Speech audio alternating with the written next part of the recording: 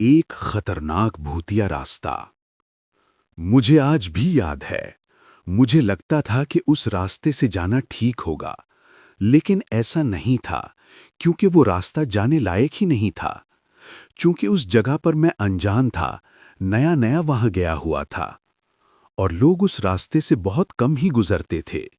लेकिन मैं उस रास्ते से गुजरा। मैं उस वक्त कार से अपने कमरे की तरफ आ रहा था, तभी अचानक ही कार रुक जाती है। ये बात मेरे समझ में नहीं आती कि आखिरकार कार रास्ते में क्यों रुक गई। कुछ कुछ बूंदें भी गिरने लगी थीं। अब लगता था कि बारिश भी होने वाली है। इस वक्त कार का खराब होना ठीक नहीं था। मैंने कोशिश की, पर जब कार ठीक नहीं हुई, तो मैंने अंदर बैठना ही ठीक समझा। और कुछ देर बाद कार स्टार्ट हो जाती है। ये बहुत ही खुशी की बात थी, क्योंकि अब घर समय से मैं पहुंच सकता था।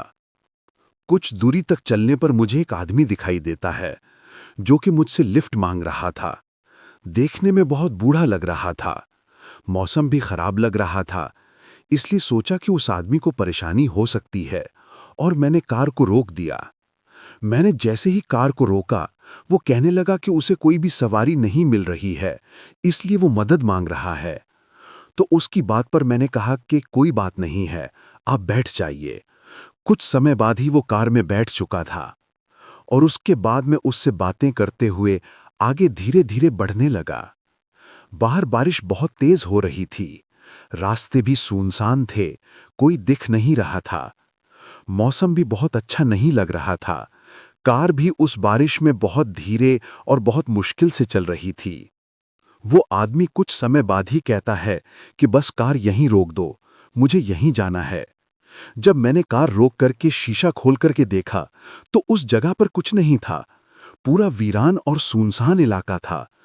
तो मैंने उस आदमी से पूछा कि आप यहाँ पर कहाँ रहते हैं? तो उसने कहा कि मैं कहीं नहीं रहता हूँ, बस मुझे यहीं जाना है। ये बात सुनकर मुझे अजीब सा लग रहा था कि ना यहाँ पे कोई जगह है, ना ही कोई छत है। ये आखिरकार यहाँ कहाँ जाएगा? बाहर बारिश भी हो रही थी, बिजली भी चमक रही थी, मौसम वैसे भी बड़ा डरावना था। इसलिए मैंने दोबारा उस आदमी से कहा कि कुछ देर रुके रहिए, थोड़ा मौसम शांत हो जाए तब चले जाइएगा। लेकिन जैसे ही मैंने ये बोल करके पलट करके देखा, तो वो आदमी मेरे गाड़ी में नहीं था, वो गायब हो चुका था। मैंने दाएं बाएं उतर करके भीगते हुए देखा, लेकिन आसपास मुझे वो कहीं नहीं नजर आया।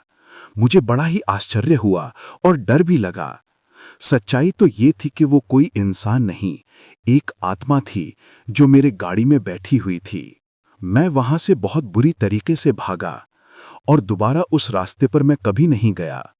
बाद में मुझे पता चला कि उस रास्ते पर वो आत्मा अक्सर लोगों को मिल जाती है, और नेक दिल इंसान को छोड़ करके बुरे इंसानों का बुरा हाल भी करती है।